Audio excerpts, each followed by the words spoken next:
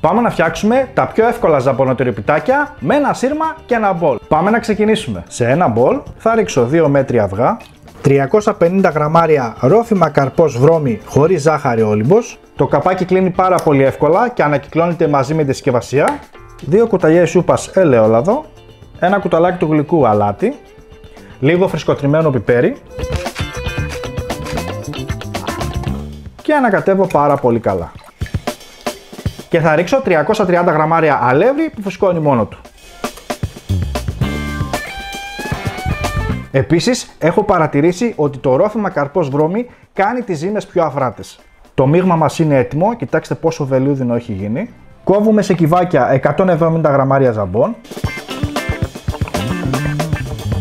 και τα προσθέτω μες στο μείγμα. Και είμαστε έτοιμοι. Έχω αλευροφυτηρώσει μία φόρμα του cupcake με 12 θήκες και πάμε να τις γεμίσουμε.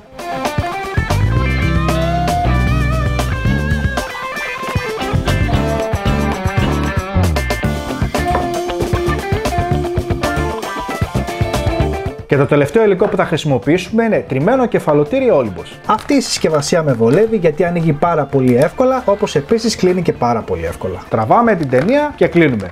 Με αυτόν τον τρόπο το προϊόν διατηρείται πιο φρέσκο. 1 με 2 κουταλιές κεφαλοτήρι σε κάθε θήκη. Ψήνουμε σε προθερμασμένο φούρνο στους 180 βαθμούς στις αντιστάσεις για περίπου 40 με 45 λεπτά.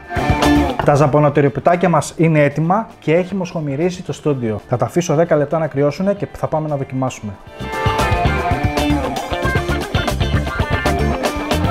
Τα παιδιά σας είμαι σίγουρος ότι θα τα λατρέψουν. Φτιάξτε την και θα με θυμηθείτε.